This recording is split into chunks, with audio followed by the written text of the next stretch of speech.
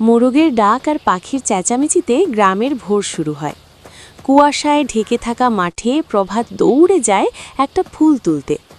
দূরে তার বাবা নান্দনিক ভঙ্গিতে মাটির চুলায় আগুন ধরাচ্ছে। পুরো গ্রাম ধীরে ধীরে জেগে উঠছে। প্রভাতের মা পুকুরে গিয়ে কলসিতে পানি তুলছেন।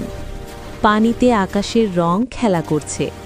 প্রভাতে দুষ্টামি করে পানিতে ছোট মাছ ধরতে চেষ্টা করে, কিন্তু মাছগুলো ছিটকে পালিয়ে যায়।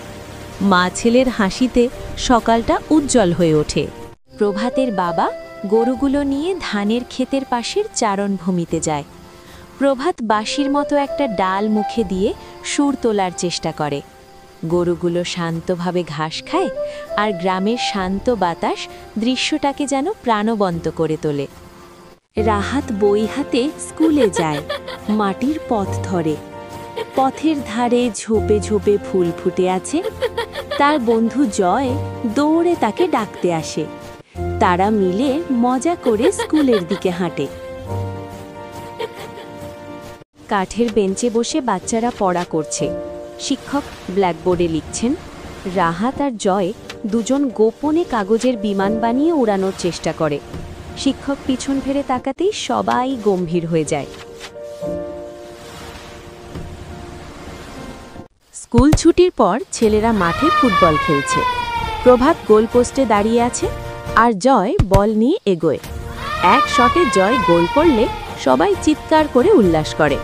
ভাত খেয়ে দাদু প্রভাতকে পাশে নিয়ে রোদ চশমা পরে উঠোনে খাটিয়ায় শুয়ে পড়েন। গাছের ছায়া নাচছে, গরুগুলো গাছের নিচে বিশ্রাম নিচ্ছে। গ্রামটা যেন পুরোপুরি ঘুমিয়ে আছে। হঠাৎ কালো মেঘ জমে বৃষ্টি শুরু হয়। প্রভাত ছাতা মাথায় নিয়ে কাদামাটির পথে দৌড়ায়। বন্ধুরা বর্ষায় কাগজের নৌকা ভাসায়। নৌকার সাথে সাথে শিশুদের হাসিও ভাসতে থাকে। সন্ধ্যার আলোয় প্রভাতের পরিবার নদীতে নৌকা ভ্রমণে বের হয়। মাঝি বৈঠা চালানোর সাথে সাথে নদীর পানি ঝিকিমিকি করে। প্রভাত জলে হাত ডুবিয়ে ঢেউয়ের ঠান্ডা অনুভব করে। রাতে গ্রামের মেলায় আলো ঝলমল পরিবেশ। নাগরদোলা ঘুরছে, গুড়ের জিলাপির গন্ধ ছড়াচ্ছে। প্রভাত খেলনা বাঁশি কিনে বাজাতে থাকে। কি সুন্দর লাল, সবুজ, নীল রঙে পুরো মেলা রঙিন। রাতে দাদু চাঁদের আলোয় প্রভাতকে নিয়ে উঠোনে বসে গল্প বলেন।